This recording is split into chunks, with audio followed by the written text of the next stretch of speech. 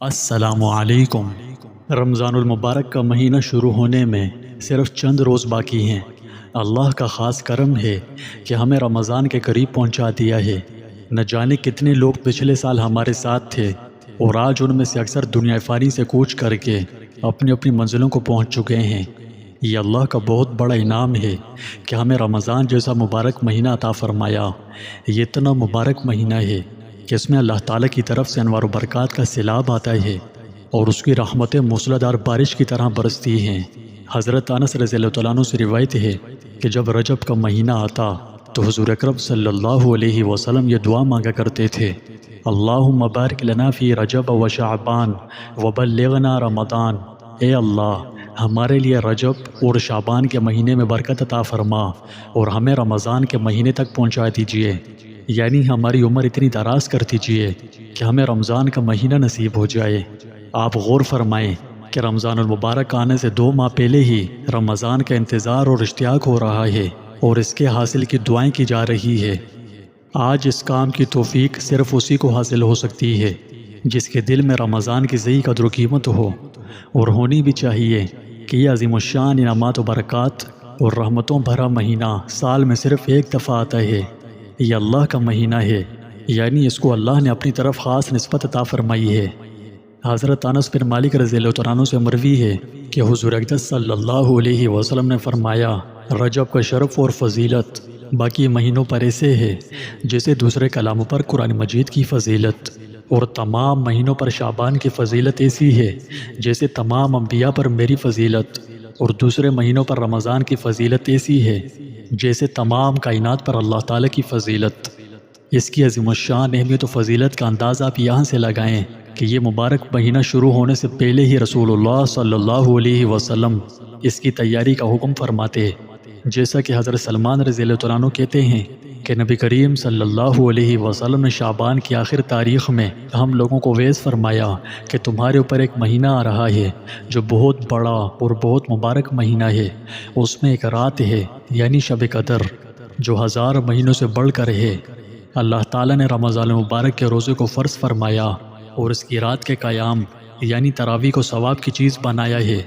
جو شخص اس مہینے میں کسی نیکی کے ساتھ اللہ کا قرب حاصل کرے، یہ ایسا ہے جیسا کہ غیر رمضان میں فرض کو ادا کیا، اور جو شخص اس مہینے میں کسی فرض کو ادا کرے تو ایسا ہے جیسا کہ غیر رمضان میں 70 فرض ادا کرے۔ یہ مہینہ صبر کا ہے اور صبر کا بدلہ جنت ہے۔ یہ مہینہ لوگوں کے ساتھ غمخواری کرنے کا ہے۔ اس مہینے میں مومن کا رزق بڑھا دیا جاتا ہے۔ جو شخص کسی روزہ دار کا اپنے مال سے روزہ افطار کرائے، اس کے لیے گناہوں کے معاف ہونے اور جہنم سے خلاصی کا سبب ہوگا، اور روزہ دار کے ثواب کے مانند اس کو ثواب عطا ہوگا، مگر اس روزہ دار کے ثواب سے کچھ کم نہیں کیا جائے گا۔ صحابہ کرام نے عرض کیا: یا رسول اللہ، ہم میں سے ہر شخص اتنی وسعت نہیں رکھتا کہ روزہ دار کو افطار کرائے۔ تو آپ نے فرمایا کہ پیٹ بھر کر کھلانے پر موقوف نہیں، بلکہ اگر کوئی ایک کھجور سے افطار کرا دے، یا ایک گھونٹ پانی کا پلا دے، یا ایک گھونٹ لسی پلا دے، تو یہ ثواب اللہ تعالیٰ اس پر بھی مرحمت فرما دیتے ہیں۔ یہ ایسا مہینہ ہے کہ اس کا اول حصہ اللہ کی رحمت ہے، درمیانی حصہ مغفرت ہے، اور آخری حصہ جہنم سے آزادی ہے۔ جو شخص اس مہینے میں اپنے غلام، مزدور یا نوکر کے بوجھ کو ہلکا کر دے تو اللہ تعالیٰ اس نیکی کے صلے میں اس کی مغفرت فرما دیتے ہیں اور جہنم سے آزادی عطا فرماتے ہیں۔ اس مبارک مہینے میں 4 چیزوں کی کثرت رکھو، یہ تمہارے حق میں بہت نفع بخش ہیں۔ ان میں سے 2 چیزیں تو اللہ تعالیٰ کی رضا کے واسطے ہیں، اور 2 چیزیں ایسی ہیں کہ جن سے تمہیں چارہ کار نہیں۔ پہلی 2 چیزیں جن سے تم اپنے رب کو راضی کرو وہ کلمہ طیبہ اور استغفار کی کثرت ہے، اور دوسری 2 چیزیں یہ ہیں کہ جنت کی طلب کرو اور جہنم سے پناہ مانگو۔ جو شخص کسی روزہ دار کو پانی پلائے، اللہ تعالیٰ قیامت کے دن میرے حوض سے اس کو ایسا پانی پلائیں گے کہ جس کے بعد جنت میں داخل ہونے تک پیاس اسے نہیں لگے گی۔ اس حدیث شریف سے چند امور معلوم ہوتے ہیں۔ اول، نبی کریم صلی اللہ علیہ وسلم کا اہتمام کہ شعبان کے اخیر حصے میں خاص طور سے اس کا وعظ فرمایا اور لوگوں کو تنبیہ فرمائی تاکہ رمضان المبارک کا 1 سیکنڈ بھی غفلت سے نہ گزر جائے۔ پھر اس وعظ میں تمام مہینے کی فضیلت بیان فرمانے کے بعد چند اہم امور کی طرف خاص طور سے متوجہ فرمایا۔ سب سے اول شب قدر کہ وہ حقیقت میں بہت ہی اہم رات ہے، اس کے بعد ارشاد ہے کہ اللہ تعالیٰ نے اس کے روزے کو فرض کیا ہے اور اس کے قیام یعنی تراویح کو سنت کیا۔ آپ صلی اللہ علیہ وسلم نے روزے اور تراویح کا ذکر فرمانے کے بعد عام فرض اور نفل عبادات کے اہتمام کی طرف متوجہ فرمایا کہ اس میں ایک نفل کا ثواب دوسرے مہینوں کے فرائض کے برابر ہے اور اس کے ایک فرض کا ثواب دوسرے مہینوں کے 70 فرائض کے برابر ہے۔ یہ قرآن پاک کا مہینہ ہے، اس لیے جتنی ممکن ہو کلام اللہ شریف کی تلاوت کا خاص اہتمام کیا جائے، اور جس وقت میں تلاوت نہ ہو سکے اس کو فضول ضائع نہ کریں، بلکہ نبی کریم صلی اللہ علیہ وسلم نے اسی حدیث کے آخر میں 4 چیزوں کی طرف خاص طور سے متوجہ فرمایا اور اس مہینے میں ان کی کثرت کا حکم فرمایا، یعنی کلمہ طیبہ اور استغفار اور جنت کے حصول اور دوزخ سے بچنے کی دعا۔ اس لیے جو وقت عبادت سے خالی ہو ان چیزوں میں صرف کرے۔ اس کے بعد نبی کریم صلی اللہ علیہ وسلم نے اس مبارک مہینے کی کچھ خصوصیتیں اور آداب ارشاد فرمائے۔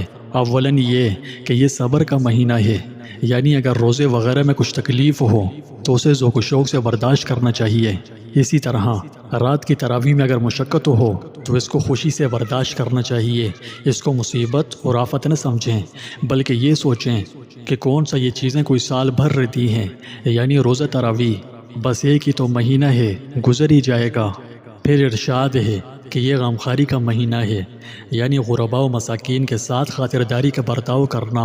اگر چند چیزیں اپنی افطاری کے لیے تیار کی ہیں تو تھوڑی بہت غرباء کو بھی پیش کر دیں، اور جس قدر بھی توفیق ہو تو اپنے سحر و افطار کے کھانے میں غرباء کا بھی حصہ ضرور رکھیں اور پھر ان تک پہنچا دیں۔ اس کے بعد حضور صلی اللہ علیہ وسلم نے روزے دار کا روزہ افطار کرانے کی فضیلت ارشاد فرمائی، یعنی جو شخص اپنی کمائی سے رمضان میں روزے دار کا روزہ افطار کرائے اس پر رمضان کی راتوں میں فرشتے رحمت بھیجتے ہیں۔ افطار کی فضیلت ارشاد فرمانے کے بعد فرمایا کہ اس مہینے کا اول حصہ رحمت ہے، یعنی اللہ تعالیٰ کا انعام متوجہ ہوتا ہے، اور یہ رحمت عامہ سب مسلمانوں کے لیے ہوتی ہے۔ اس کے بعد جو لوگ اس کا شکر ادا کرتے ہیں ان کے لیے اس رحمت میں اضافہ ہوتا ہے، اور اس کے درمیانی حصے سے مغفرت شروع ہو جاتی ہے، اس لیے کہ روزے کا کچھ حصہ گزر چکا ہے۔ اس کا معاوضہ اور اکرام مغفرت کے ساتھ شروع ہو جاتا ہے، اور آخری حصہ جہنم سے بالکل خلاصی کا ہے۔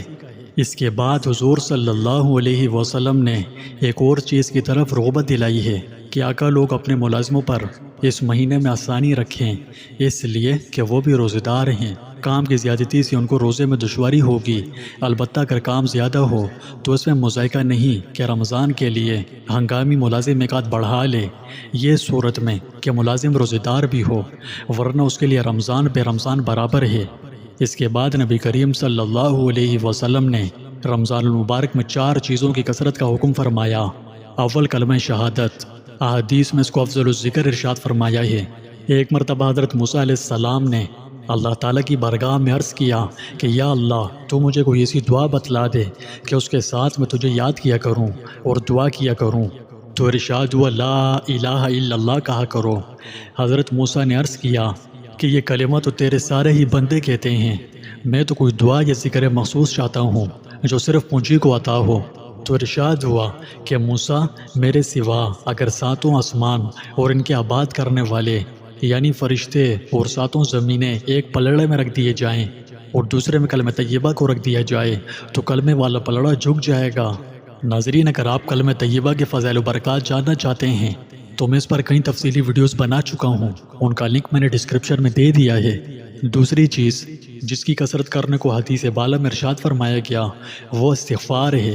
احادیث میں استغفار کی بہت ہی فضیلت وارد ہوئی ہے۔ ایک حدیث میں آیا ہے کہ جو شخص استغفار کی کثرت رکھتا ہے اللہ تعالیٰ ہر تنگی میں اس کے لیے راستہ نکال دیتے ہیں اور ہر غم سے خلاصی نصیب فرماتے ہیں، اور اس طرح روزی پہنچاتے ہیں کہ اس کو گمان بھی نہیں ہوتا۔ اس کے بعد حضور صلی اللہ علیہ وسلم نے 2 چیزوں کے مانگنے کا حکم فرمایا ہے جن کے بغیر چارہ ہی نہیں، یعنی جنت کا حصول اور دوزخ سے امن۔ اللہ اپنے فضل سے ہم سب کو مرحمت فرمائے۔ یہ بڑا مقدس مہینہ ہے، ہمیں اس کی خوب قدر اور تعظیم کرنی چاہیے۔ ہم سے رمضان المبارک کی کسی بھی طرح بے حرمتی نہ ہونے پائے۔ بس اوقات نمازی اور روزے دار لوگ بھی رمضان کی بے حرمتی کر کے اللہ تعالیٰ کے غضب کا شکار ہو جاتے ہیں۔ تو ایسا نہیں کرنا چاہیے، بلکہ ہر قسم کے گناہوں سے اپنا دامن بچا کر رکھیں۔ تو ناظرین، ماہ شعبان رمضان کی تیاری کا مہینہ ہے۔ شعبان میں اگر ہم کسی کبیرہ گناہ میں مبتلا ہیں تو رمضان سے پہلے توبہ کر لیں اور گناہوں کو چھوڑ دیں، تاکہ رمضان آنے تک گناہ ہم سے چھوٹ جائیں۔ کسی سے لڑائی ہو تو صلح کی جائے، کسی کا حق مارا ہے اور دینے کی طاقت ہو تو اسے اس کا حق پہنچا دیں، ورنہ کم از کم معافی ہی مانگ لیں، تاکہ رمضان المبارک کی برکتوں سے محروم نہ رہ جائیں، جو کہ سخت محرومی والی بات ہے۔